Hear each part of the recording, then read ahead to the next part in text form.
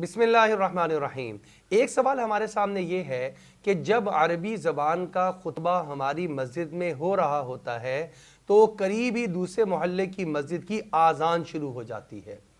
तो क्या आज़ान का जवाब हमें देना चाहिए? इसलिए कि हम उस टाइम में खामोश होते हैं, अरबी ज़बान का खुतबा हम सुन रहे होते हैं अपने इमाम साहब से, लेकिन चूंकि दूर किसी मस्जिद से आज़ान की आवाज़ भी आ रही होती है, आदत बनी हुई है आज़ान के जवाब को देने की, लिहाजा हम उसके जवाब को आज़ान के दे सकते हैं या हमें उस टाइम में खामोशी के साथ इमाम साहब का अरबी खुतबा सुनना चाहिए?